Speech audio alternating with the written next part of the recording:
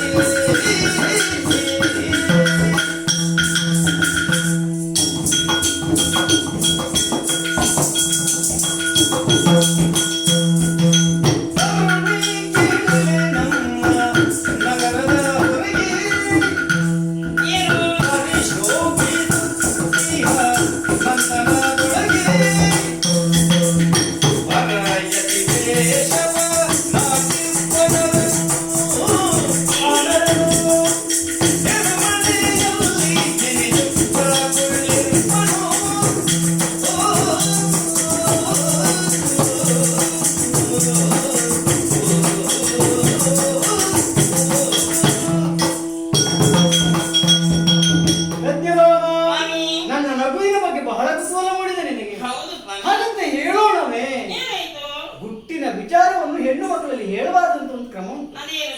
ಹೇಳಿದ್ರೆ ಏನಾಗ್ತದೆ? ಗುಟ್ಟು ರಟ್ಟಾಗ್ತದೆ, ಕಾರ್ಯ ಕೆಟ್ಟೋಗ್ತದೆ. ನಾನು ಯಾರಲ್ಲಿ ಹೇಳುವುದಿಲ್ಲ ಸ್ವಾಮಿ, ನನ್ನಲ್ಲಿ ಹೇಳಿ ನೀವು. ವಿಶ್ವಾಸವಿರಿಸಿ ಹೇಳ್ತಾ ಇದ್ದೇನೆ. ಹಾಗಾದ್ರೆ ಕೇಳು. ಪಾಂಡವರಲ್ಲಿ ಮಧ್ಯಮ ಪಾಂಡವನಾದ ಅರ್ಜುನ ತನಗೆ ಬಂದಂತ ದೋಷದ ಪರಿಹಾರವಾಗಿ 1 ವರ್ಷದ ತೀರ್ಥಯಾತ್ರೆಯನ್ನು ಕೈಗೊಂಡಿದ್ದಾನೆ. ಅಷ್ಟ ಮಾಸಗಳನ್ನು ವಿವಿಧ ಕ್ಷೇತ್ರಗಳಲ್ಲಿ ಕಳೆದು ಚಾತುರ್ಮಾಸಕ್ಕಾಗಿ ಈ ಶ್ರೀಕೃಷ್ಣನ ಸಾನ್ನಿಧ್ಯವನ್ನು ಯಾಚಿಕೊಂಡಿದ್ದಾನೆ. ಇಲ್ಲಿಗೆ ಬಂದಂತ ಆತ ನನ್ನ ತಂಗಿಯಾದ ಸುಭದ್ರೆಯನ್ನು ನೋಡಿದ. ಮದುವೆ ಆಗಬೇಕೆಂದು ಆಸೆಯನ್ನು ನನ್ನಲ್ಲಿ ಕೇಳಿಕೊಂಡ. ನಾನು ವಸ್ತು ಅಂತ ಹೇಳಿದ್ದೇನೆ. ಆದ್ರೆ ಏನು ಮಾಡೋಣ? ಅಣ್ಣ ಬಲರಾಮ ತಂಗಿಯನ್ನು ದುಷ್ಟ ಗೌರವಿ ಕೊಡುವಾಗ ನಿರ್ಧಾರ ಮಾಡಿದ್ದಾನೆ. ನೀನೇ ಆಲೋಚನೆ ಮಾಡುತ್ತೆ. ಆದಷ್ಟು ನಿನಗೆ ತಂಗಿಯನ್ನು ಕೊಟ್ಟು ತಂಗಿಗೆ ಬಾಳಿನಾಗಲಿಕ್ಕಿಲ್ಲ, ಹಾಳಾಗಿ ಹೋಗ್ತದೆ. ಆದ ಕಾರಣವೇ ಈ ಮದುವೆಯನ್ನು ತಪ್ಪಿಸಬೇಕೆಂದ ನೆಲೆಯಲ್ಲಿ ಒಂದು ನಾಟಕ ನಾನು ಆಡ್ತಾ ಇದ್ದೇನೆ.